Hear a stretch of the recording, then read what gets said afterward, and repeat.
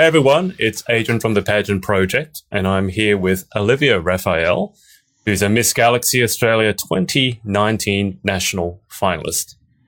Olivia, it's off to a good start. How are you? I'm really good, thank you. How are you? I've been doing well. What's been happening since last time? So when was the first time we interviewed? I can't remember what year was that? Oh gosh, it would have been for the Aussie Power pageant, and that would have been in 2017. So coming on 2 years ago now. Oh, 2 years. time in the pageant world. That's a very, very long time. I'm going to tell people who are watching on the stream, if you want to leave a question or leave a message of support for Olivia, I'm sure either would be appreciated. And I'll tell you now that Lisa Bennett has already written to you, "Go get that crown, girl," with a lot of Oh R's. my God, I love Lisa. I love Lisa. So there you go. She's so nice. I love you, Lisa. Thank you Actually, so much. I think I messaged Lisa. Lisa, are you if you're watching, are you still competing this year? Because I don't know, because Lisa is also. Anyway, I'm going to get back to you. So this is the second time we tried this interview. The last time I had some technical difficulties. But Olivia, walk us through, because you've taken a bit of a break from pageantry. Yeah. So I think since that last pageant that you mentioned, that was the last time you competed, wasn't it, up until now? Yes, it was the last one that I competed in. So the Aussie Power pageant is comprised of Miss Global Australia, Miss Intercontinental Australia, and Australia's Teen Queen. Mm-hmm. That was in, as I said, 2017, and I competed in both Galaxy and the Aussie Power pageant that year. So I sort of made up my mind that I was going to take a bit of a break. It's really overwhelming, and I was just coming into my first year of my teaching career. So it really helped me to deal with everything that was in my life, because it was very full on. But, you know, you need that time to sort of learn how to manage yourself and your social life and career. And I think that I've got everything pretty down pat now to make a comeback. So, I mean, why did you decide to mount a comeback? Because it takes time. And if there's one thing that I know from interviewing all of you guys, it's that you don't exactly have an abundance of free time. So what made you decide to go back into pageantry? And obviously you're going into it, I'm assuming you're taking it seriously, as you normally would. So what made you decide to come back? Well, there are a few things that I have moved on from. For example, I used to play NPL football, which was a lot of time on my weekdays and on my weekends. So I've moved on from that. And also, I've been to a few pageants as a judge and as a spectator. And when you're in that environment, you really want to be involved. Like, I was sitting with you actually during one of them, and I remember this. I just you couldn't stop commentating and talking the whole time. Yeah, that was me. Yeah, it was just, I thought it would be a sort of deciding factor for me if I went and watched and sort of felt a bit detached from it and happy spectating. But when I, went and saw them, I just thought, no, I felt this need to do it. I saw that everyone was having such a great time, and it sort of brought back memories for me. And I thought, no, I think I'm ready to bring that back into my life. I mean, on the subject of memories, you obviously have more than a few. What has been the happiest memory for you so far in your pageant career? I think one of the happiest moments for me was in my last pageant, and I actually won Miss Congeniality with one of my best friends on the pageant circuit, Lizzie, and I truly believed that she was one of the most genuine people there. And to have that feeling towards her and share a title with her in that way just reaffirmed how friendly the whole thing was, and I was proud. I was really proud that, of the way I came across and everything like that. So, it was an accomplishment that you can't really like work towards. It's not a sort of routine of going to the gym or going to appearances. It reflected you as a person. So I think that was really nice, and I think it has definitely blown all my other accomplishments out of the water. Is that award voted for by the other competitors there, the other contestants there? Yes. So that means double, like obviously, so they're voting for you. That must make it extra special. Yeah, because they see you as a person. Like, I know that we're in a competition setting, but it's really nice for people to be able to see you as a person. And I have made quite a few friends in the pageant circuit and met up outside, which I think brings a lot of value to the experience. And how would you say you've grown as a person since the last time that you've competed in pageantry? So it's been, as we said, almost 2 years. So it must be a different Olivia in front of me now than 2 years ago. The bones are still the same. Like, I'm definitely. Are you sure you haven't broken something or? Funny guy. No, you did do your knee, didn't you? So. I did. Pushing a wheelchair, my knee kind of dislodged and went to the side a little bit, but it wasn't broken. Okay. Nothing broke. Touch wood, I haven't broken anything yet. But how have I changed and grown? I think the core of me is the same. I've always been a fairly like sort of fun, easygoing person, but I think having time to work on my career and doing other things that I enjoy really brings down to earth what pageantry is. Because there was a stage where I thought, oh my gosh, this is the be all and end all. Like, this is what I want to do. And it kind of took over. Like, it took over my weekends. It took over my thoughts a lot of the time because you're so in love with it. And it's such a great time that you're just so excited all the time about it. And I've sort of been able to look at it from a really realistic perspective and, saying that it's not my focus, essentially, pageantry. It's something that I like doing in my spare time that adds something to my life. It's not my life. But yeah. I mean, you mentioned perspective and you mentioned that your work helps give you that perspective. So just in case people didn't see our last interview, I certainly want to assume that people have. For people watching who don't know you, can you tell them what you do for work? Okay, so I teach the visually impaired at a special school in Brisbane, and I currently have a class of 4 with multiple physical impairments. So it's a totally like pole opposite to pageant life.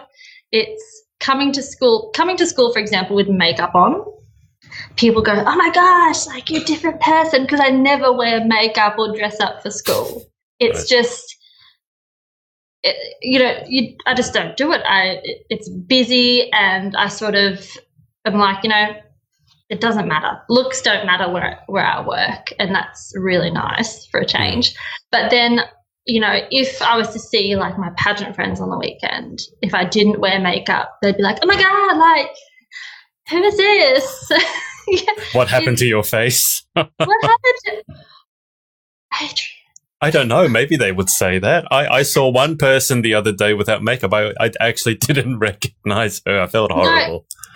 No. Well, it's enhancing the face. Anyway, no, I've done it. I've gone to uni once without makeup on, and people actually asked who I was, like treated me as a whole new person. But that's a whole nother story. It's a whole nother story. But yeah, it's polar opposite. And the way it sort of puts in perspective pageantry, I see, quite, sad things, and I see the struggles for some people. And I think when I balance that and look at it with pageantry, I learn not to stress about the really, really like small things. Like, pageantry is something that should be fun and exciting. It shouldn't be something that's stressful or makes you upset or, makes you feel self-conscious. Absolutely. Going into it this time, we've talked about perspective. Going into it this time, you've been there many times before. Do you have any particular objective or goal results-wise? I think having that sort of new outlook on it, I'm there to do it for what it is. So I'm really there for the experience and meeting people and having the opportunity and initiative to do a lot of great work. And of course, I love getting up on stage. It's just a dream. It's a dream. So if I was to come away really successful, that'd be fantastic. It shows that, I've worked hard. But if I don't, it's not the end of the world. But, the aim sort of in the back of my mind is to leave, with, I reckon with a stash. Leaving with a stash, whether it's a category award or charity or a runner-up award or, the big stash, the crown and stuff. That's the ultimate goal, isn't it? I'm going to be happy with the outcome because I'm going in it slightly competitive, but I'm going in it for the experience and to genuinely enjoy myself.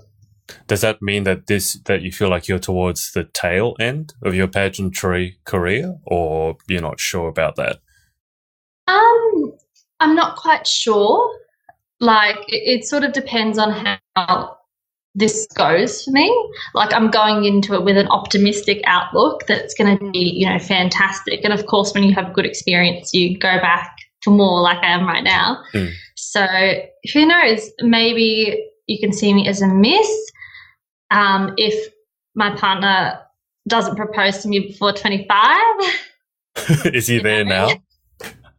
He has his what do you call them, the sound cancelling headphones on, so he can't hear anything. But come on, bro.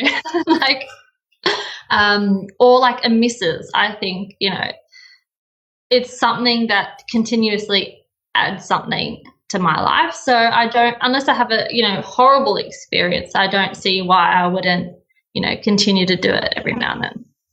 And obviously, so you're competing in Galaxy. You've competed in both Galaxy and the Power Pageant before, and both systems, or I guess all three, because the Power Pageant is 3 in 1, but 2 in 1 for yourself.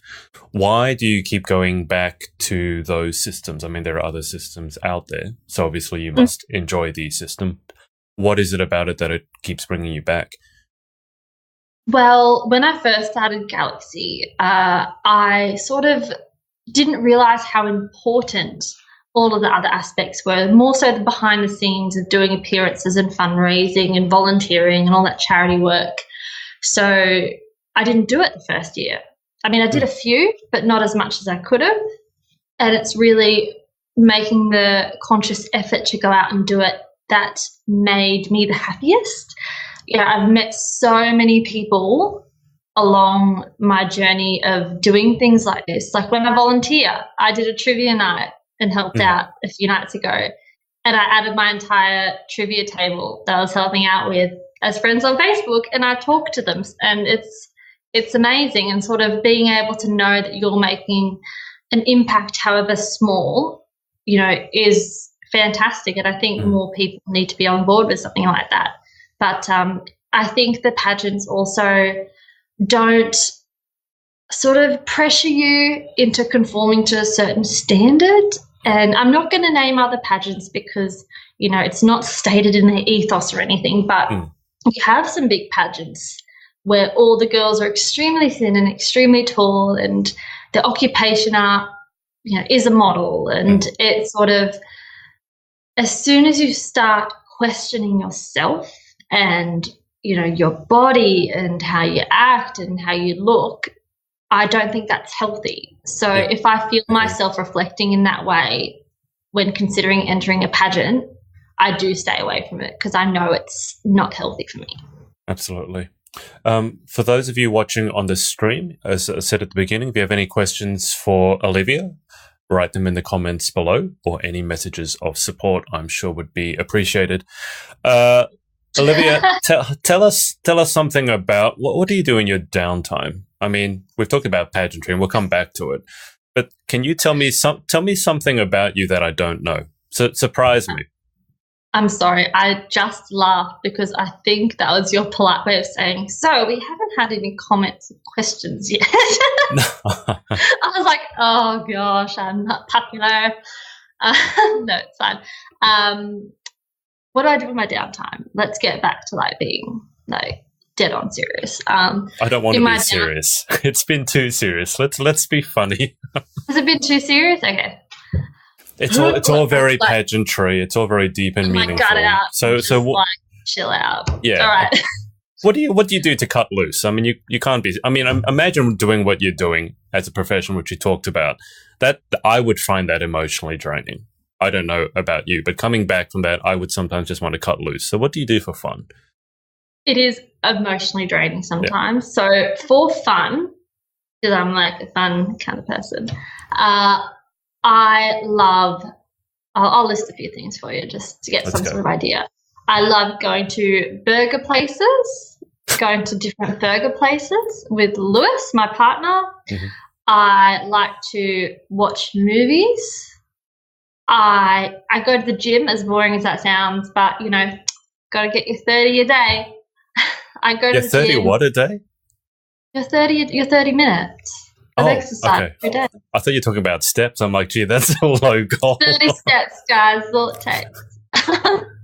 No, what else? I bake. I love baking. It's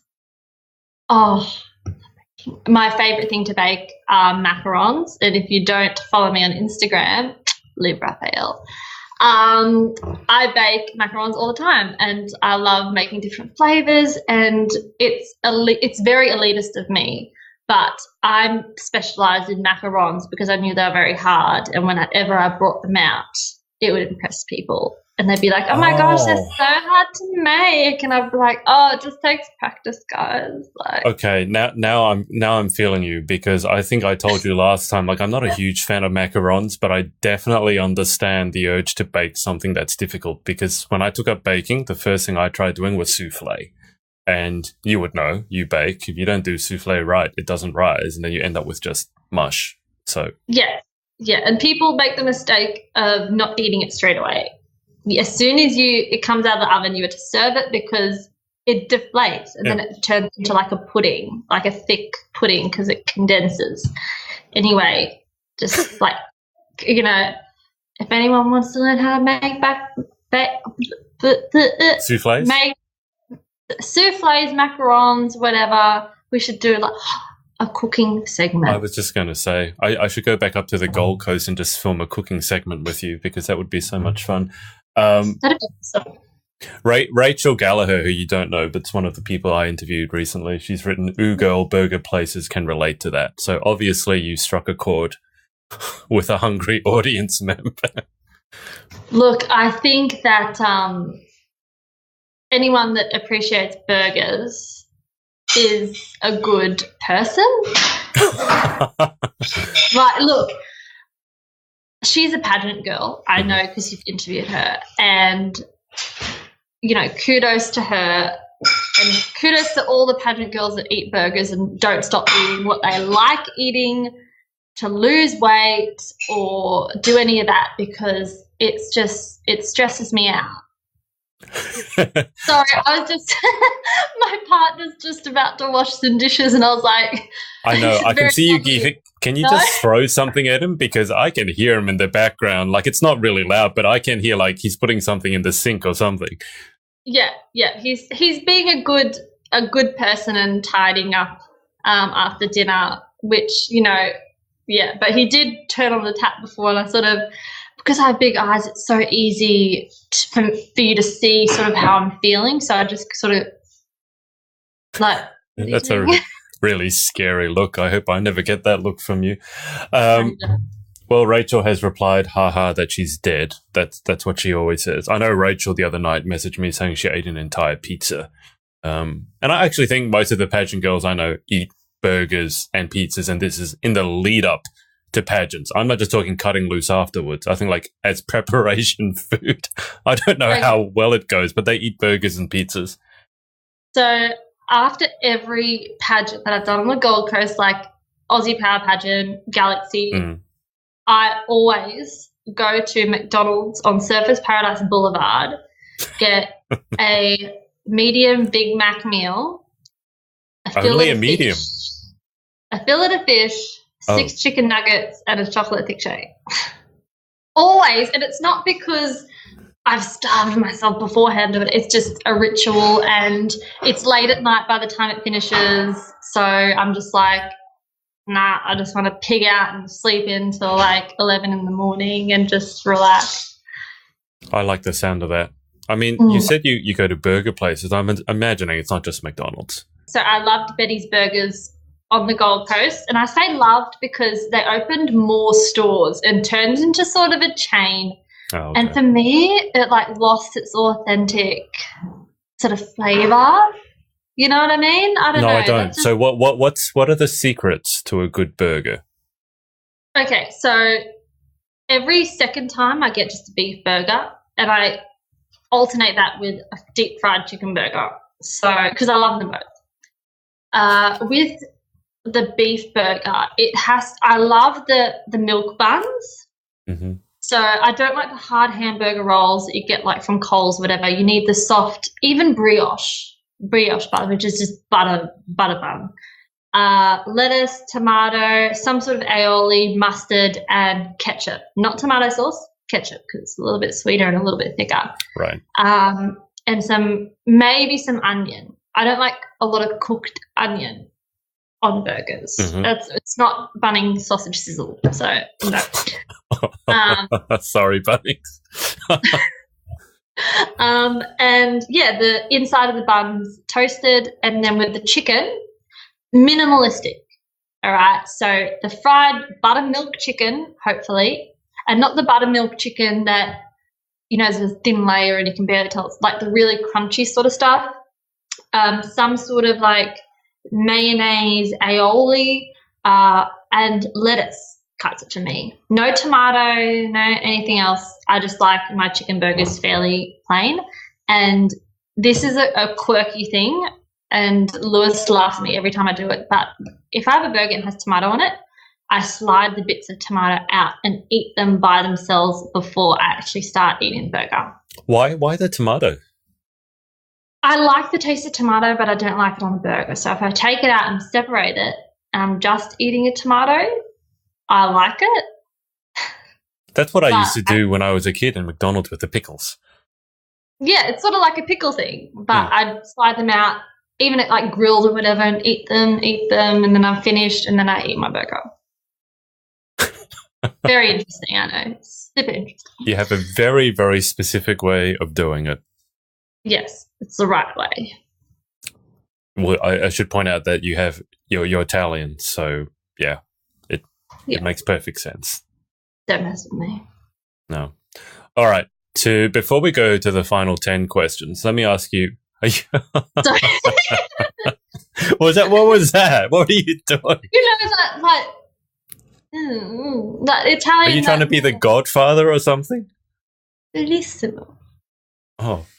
It also looked like you were asking somebody for money. I'm like, what is Lewis doing in the background? Now, 2 seconds. It's called gnocchi, not gnocchi.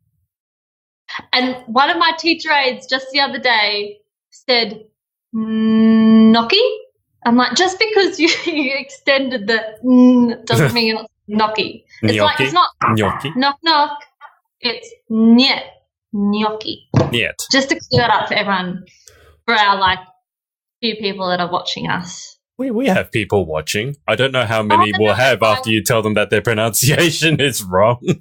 Gnocchi. I should a YouTube video just saying gnocchi. I think you really should start some sort of cooking show because you're obviously passionate about it. I love cooking. Is there any other pronunciation that you need to correct? Gnocchi? No, actually, you should ask my brother. He studied Italian. And whenever we go to restaurants, he has an accent like mine. Mm-hmm. And he goes, I'll get the fettuccine bolognese. It just slips in there, does it?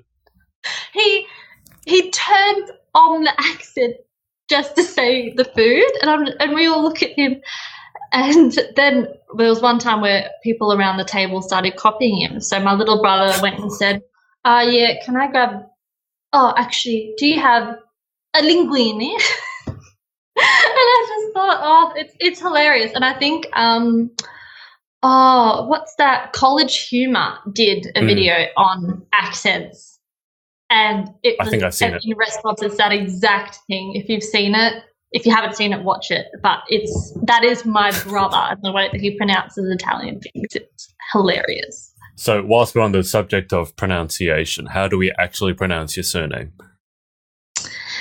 Okay, so it's Raffaele, but when people look at it, and especially with Australian accents, and I'm not pathologic, I have an Australian accent, it's cool, but for example, at my graduation from high school, I said, Olivia Raffaele, and I just thought, wow, like,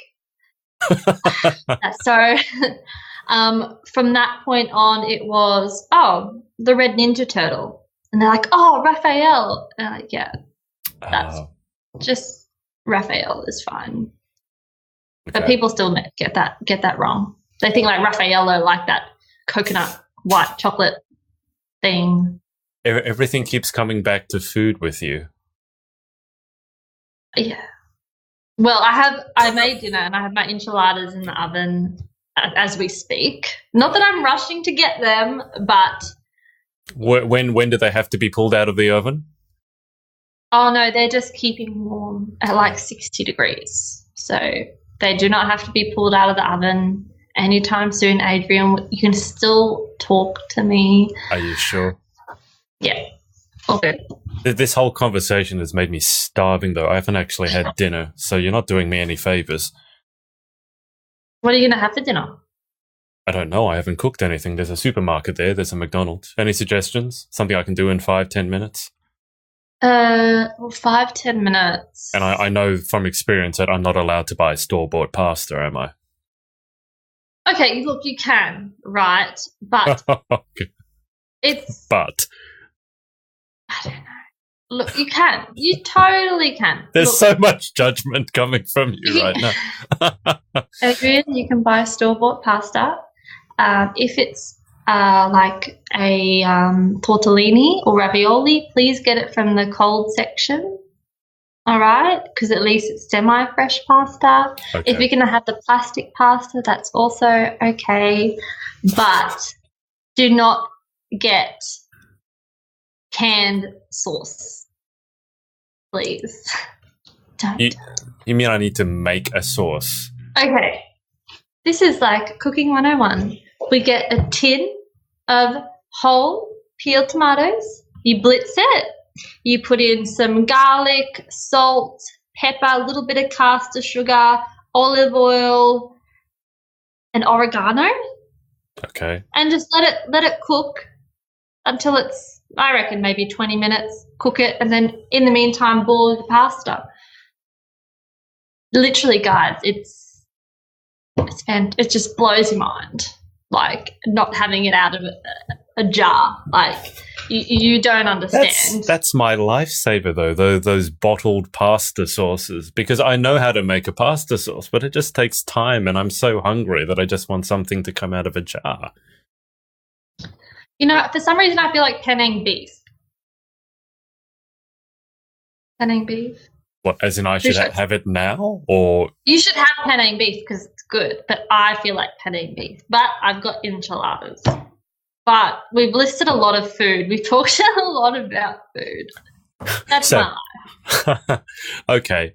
On the subject of that, let's go back to pageantry for a second, then we'll go into our final 10 questions. Yeah, that's what we were supposed to be talking about. Let me ask you two questions. First one is, what is the hardest lesson you've had to learn from pageantry? Oh, the hardest lesson I've had to learn, I think, the hardest lesson would probably have to be that it's not always you, and you're not always the best, and you're not always the most beautiful or skinny, and it's okay. Don't stress about it. Beauty is subjective. It's person to person. People on the night may think you're the best or not. You know, you can't take it too personally, because I know for a while I did. You know, I looked at myself and I looked at others and thought, wow, you know, she's really stunning. And if you think about that too much, it overshadows everything that a pageant is supposed to be.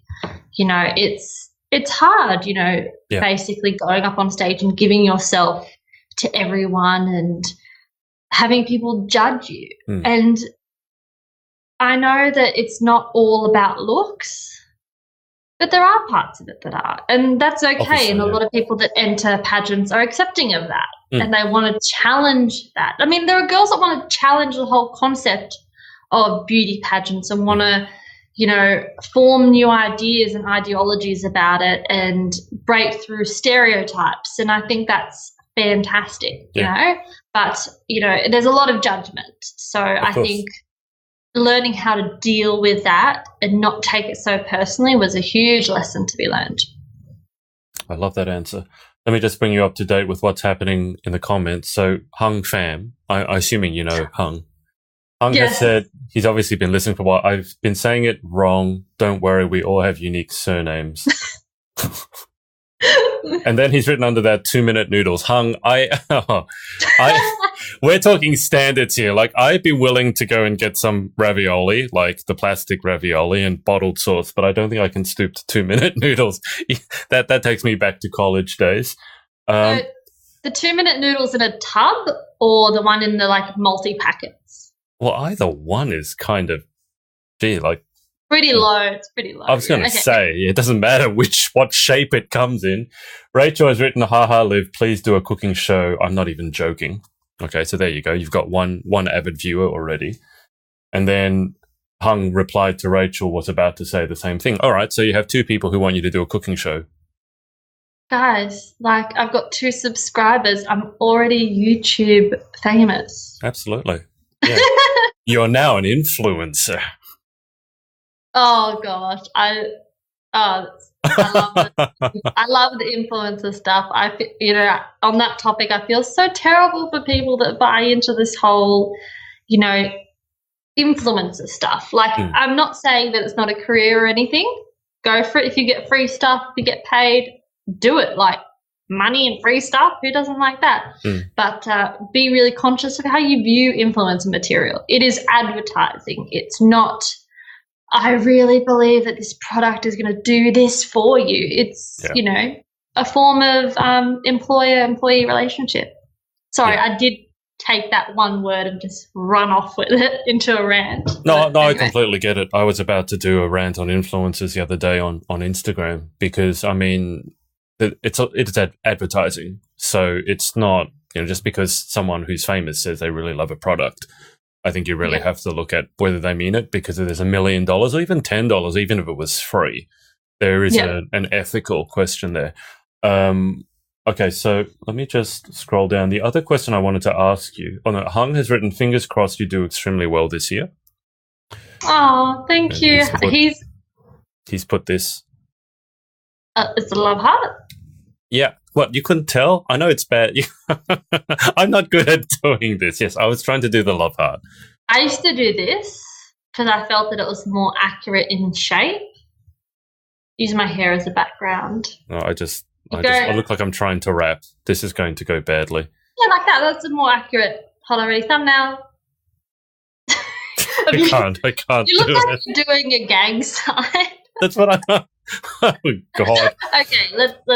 No, thank you, Hung. Thank you so much. He's so sweet, you know, like, I met him first when I went to a Miss Diamond the first national final that they had at Acacia Ridge, and that's how we met.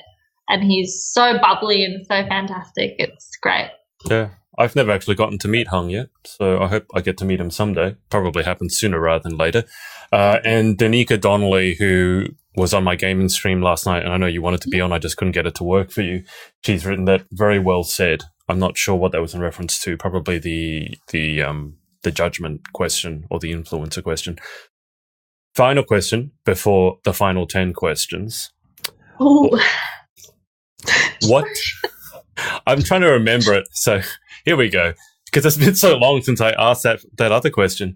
What do you think the biggest issue facing young women in Australia today is? Oh, look, I think that women have a long way to go in terms of, this idea that is feminism. Because we have come such a long way, we're still very strongly being held back, whether it's, the workplace and, things like domestic violence and sexual abuse. It's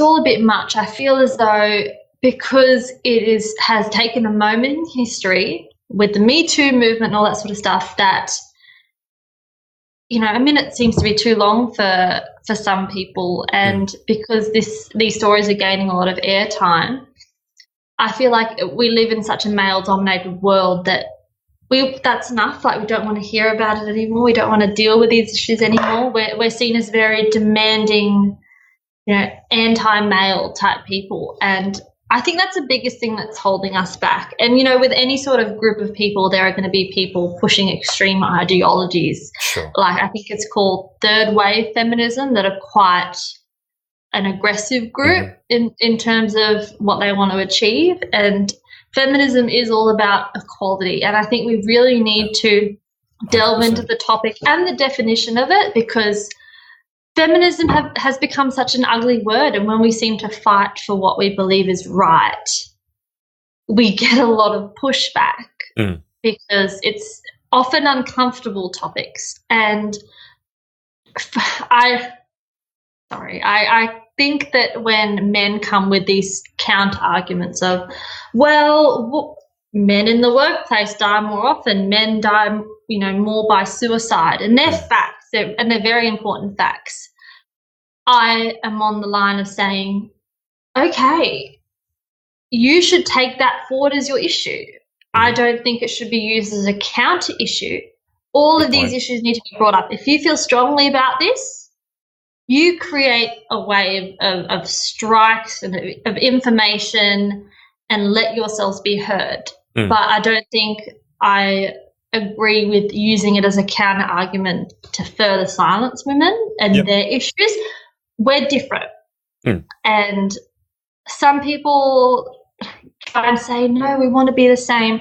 I do believe that we're different and we have different issues because of that, and all of them need to be seen. But I think for women, it is holding us back a little bit, and I really do think people need to have a bit more perspective and see everyone's issues, because if we're focusing on a few things from one side and not the other, but it just causes a lot of drama. I hate drama. It causes a lot of drama, and then the fighting ends up becoming a lot bigger than the issue, and the issue is once again, pushed aside. And well, that's exactly it. I think the argument becomes so big that people focus on winning the argument and they forget what we're actually arguing about. And you know what? It's a similar thing is egg boy. Right, with the phrase running, egg boys become a bigger story than what's happened in Christchurch, for example. We hype up and create drama around this thing surrounding something very important, that the very important thing's no longer the focus, and that's frustrating. Yeah, that was a terrible that whole thing. But to bring it back to feminism, that's the reason I call it the other F word, is because there are so many people who want to have an argument about it. But my definition is pretty much the same as you. I think it's equality. For me, it means equality, but it doesn't mean we are the same. Like, I don't think anyone can argue that men and women are the same. I think we deserve to be treated equally.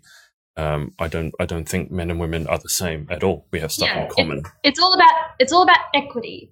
Equity needs to be incorporated to this. Like, for example, women are not physically as capable as men in some areas. But even that's a generalization, right? And very often what gets me is that the men who are bringing up these so-called counter arguments, they're the ones who are completely out of shape. They're probably, I'm going to go out on a limb here. They're unemployed. They sit there playing games a whole day. And there are women who could absolutely physically take them. So to me, it's as soon as we generalize, it's really dangerous. Exactly. I'm super passionate about this topic. I've been over to the Women's March in Chicago, and when Donald Trump got voted in, and the number of people who were there, it was just, it was really heartwarming. But to bring it back to what you said, there is a long way to go. in some areas. We have come a long way, but I don't think we're nearly there. And I seek out people who have arguments and opinions counter to mine because I think that's a good way to grow.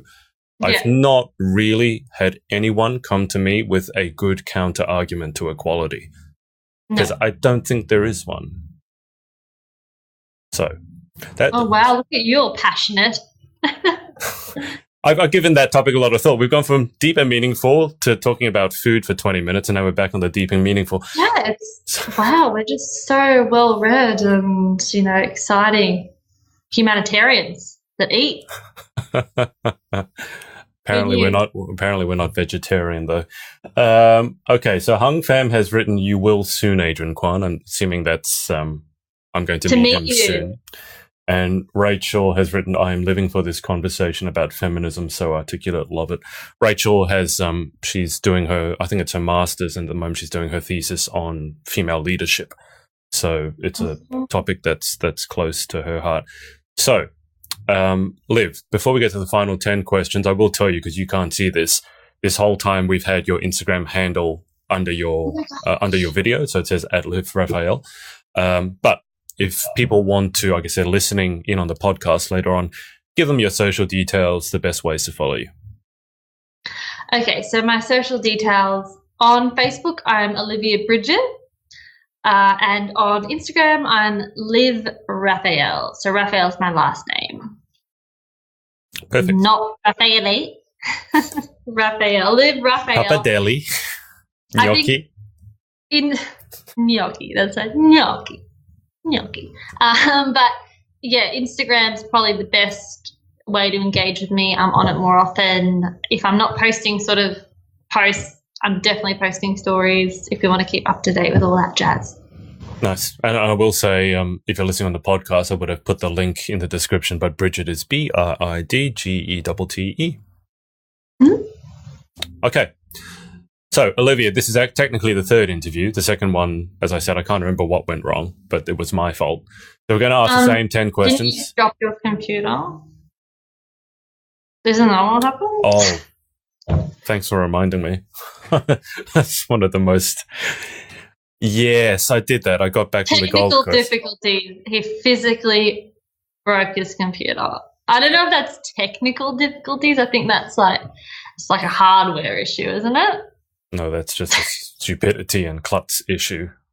Okay, sorry, I don't mean to make you feel self-conscious. Please continue. I don't get self-conscious. I will tell you, I dropped it hard enough that the corner of the chassis bent, and it's a metal chassis. Oh, talent. Oh, talent section. When I do it right. Okay, that can completely be taken out of context. Never mind. We are going to go into the final 10. I saw that. We are going to the final 10 questions. I don't remember what you answered, except you were famous for saying that moist is not the worst word. That, what was it? Crusty. Yes. That's so great. Yeah. All right. So final 10 questions. See if you can come up with some different ones. Here we go. Number 1, what is your favorite word? Oh, my favorite word, delightful. It just sounds so whimsical. Oh, or is that my favorite word? No, delightful. It's delightful. I was just going to leave you alone to have that conversation to yourself for a while. Okay. Okay. Those are both nice words. Yeah, they sound nice. Okay. Well, number 2, what is your least favorite word? Okay, besides crusty, like pus or pussy. Like pus, I know these are all gross, gross. They're gross words, right? Pussy. Like if someone goes, "Oh, that pimple's pussy," ew. We can move on now. That was completely gross. There's no one watching anymore. You just grossed out everyone. That's delicious. Okay, I'm not so hungry anymore. Question 3: what turns you on? Oh gosh, people that are nice. It's really, sometimes it is a hard thing to do, but people who are just so nice and so genuine and make other people happy, that's so amazing to see. Yeah. Question 4: what turns you off? What turns me off? people who are fake and just deceitful. It just turns my stomach when people lie and act deceitful towards one another. And no, I just do not have time for that. 100% agree. Okay, question 5. What sound or noise do you love? I love the sound of the Beatles. I'm loving the Beatles at the Beatles. Oh, no, I didn't know. Yeah, the Beatles or Beatles. Like, I didn't know which one you meant. Beatles. I'm so into them at the moment, listening to their old stuff. Whenever I hear it, it's awesome. Nice. Okay. Well, what about what sound or noise do you hate? Oh, this is gonna.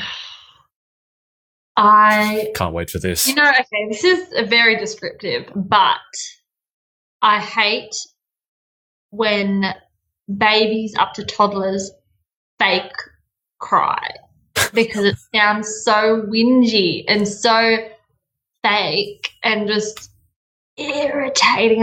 I feel like saying stop.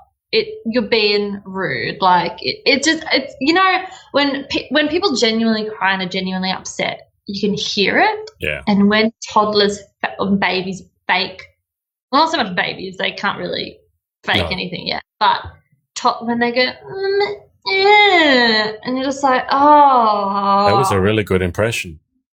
No, they go more high pitched than that. I don't want to do it because I don't want to embarrass myself. But just and it's just, I don't know. You don't need to describe this. I'm living with my nephew at the moment. He's 4 years old, and that's the story of his life. Every time he wants something, he doesn't use words. He can speak. He just screams. Yeah. I can't stand it. So I just scream back at him because I have a louder voice than he does, and then he stops. Good. I can't stand it. Great behavior management. I don't know about that. Probably some people will tell me I shouldn't be doing that, but I don't know. In the comments, Adrian, oh my gosh, that's child abuse. Yeah, everything is child abuse. Okay, question 7. Yeah. If you could have one superpower, what would you pick and why? Oh, I'd love to teleport. I'd love to teleport, just go wherever I wanted. To just save me so much time. I think it's tied between that and being able to freeze time. Mm. That'd be pretty sick. I've wanted. I'd probably go with that. I want to turn back time. I wouldn't want to do that. I'd want to freeze it, and just like imagine going to the movies. I need to pee. Freeze time. And then you just go to the toilet and come back and you haven't missed anything. Okay, we have small goals, but that's okay. Making it relatable to the viewers out there, just in case they haven't grasped the concept of time travel. If you could try any one occupation other than your own, what would you most like to attempt? I think I said this before, but I would love to try and be an actress. I don't think you did say that, but I think I said chef last time, actually, like a cook, a baker. I'm pretty sure that's what I said. That doesn't surprise me at all. Actress, huh? What sort of role would you like to take on? I'm drama, comedy. I can put on the drama. The comedy. I think you have to have a certain type of persona for people to like your comedy. Like I'm funny to people that I know because they like get me on a deeper level. But I don't know, it may not come across that way to everyone. So I think like the really dramatic, like actually I won't say it. I will. I can cry pretty easy. And maybe that's just most hormonal girls, but if I'm like in the moment, even when girls are this emotional that sometimes we watch sad movies to have a cry. Oh, I didn't know that. Girls do that. Girls out there shaking their heads, you're lying because girls do that. If I just like feel super emotional, I just want to let it out. I put on like the boy in striped pajamas or something sad so that I can cry. Okay. Yeah. All right. I believe that. I think the issue with your comedy is I don't think people would be able to know whether you're joking or not. You seem to strike me as you could deliver a pretty good one-liner and people would know whether you were being like funny or not. Yeah, I can keep a straight face. That's something I can do really well, and I can be sarcastic. Mm-hmm.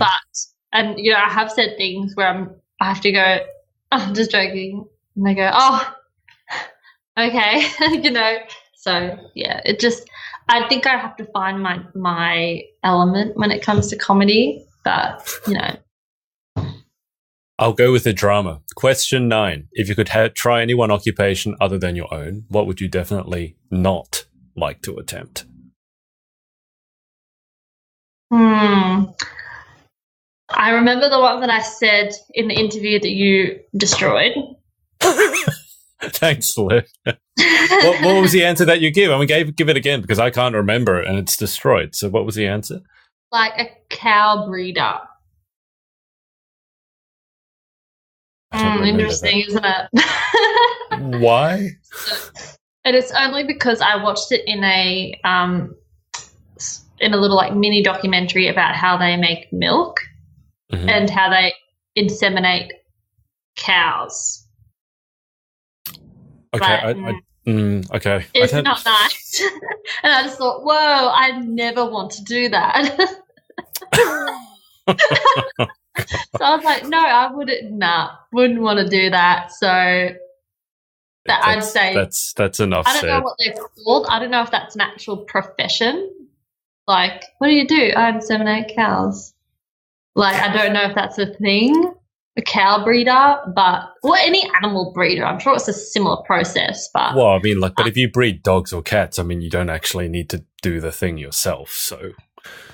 No, but you can't just stick 2 animals in a spot and just go, guys, make baby versions of yourselves. Like, it doesn't work all the time. So I found very technical sort of processes with equipment. Anyway, let's not get into that. This conversation has been all over the place tonight. I feel like we go on tangents, but. Oh, well. Well, final question. If heaven exists, what would you like to hear God say when you arrive at those pearly gates? If God exists, I would. Okay. I thought of something really deep, and then I thought of something very shallow. Why don't you give us the deep first and then the shallow? Okay, the deep first is, what was the meaning of my life? Okay, whether it's good or bad as to whether or not I accomplished it, I'm fine with that, but I want to know.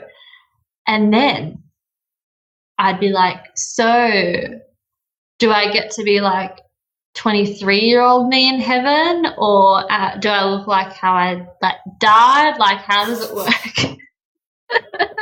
Don't you ever think that? If you passed away, what would your spirit look like, or would it look like nothing? I have no idea. I've not thought about that. I don't think about dying much. Can you request? Oh, I want to be a 21-year-old spirit me. Well, I don't know. I don't know what age I would pick. I certainly wouldn't go back too far because I wouldn't want to be 18 again. Let's put it that way. Yeah, but that's the more shallow version of that opportunity with God. Yeah. Okay, spiritual facelift. I like it. Olivia, just remind everyone when are the actual finals on? So they're on in May on the 3rd, so it's a Friday night. We have competition from the 28th to the 3rd, so over the course of a few days. And yeah, I'm excited. It's not too far away, actually. I'm sort of looking at my calendar and thinking, wow, it's 7 weeks away. That's not very far at all. Is it even that? You said the 28th, starting at the end of April, so it's only like 4 or 5 weeks away. Oh, no. Wow. Whoops. It's even sooner than you thought. Okay.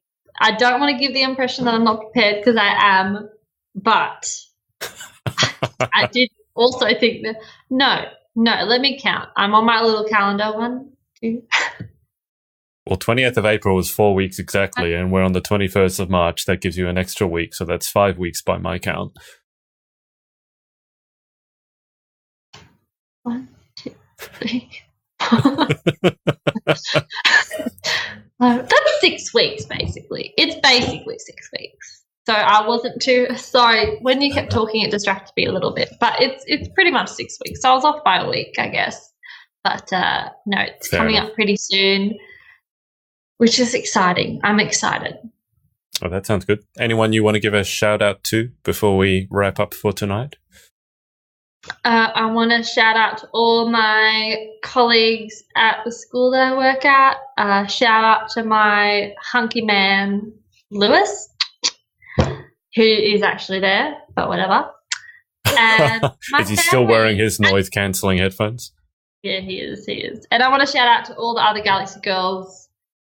Good luck. Enjoy the experience. Don't think too much about the competition, really, because if you don't win or don't come away thought you wanted, you'd have wasted your whole time stressing and not having fun. Okay, perfect. Well, I think that's it. We certainly covered a lot of ground tonight, all over the place. This was a long interview. It was. We've gone for about an hour, I think. So, well, when it's a good conversation, you lose track of time. Exactly right. So I'm going to thank everyone for watching or listening, depending on whether it's podcast, live, or replay. I will say good luck to Olivia. Thank you. And don't hang up with me, Olivia. I'm just going to let everyone else go. So thanks, guys, for watching, and we'll speak to you again soon. Hey, it's Adrian. Thanks so much for watching. If you'd like to keep up to date with our interviews, then make sure to subscribe by clicking here. If you'd like to watch some of our interviews right now, then click here, and also make sure to follow us on all our socials right here. Speak to you next time.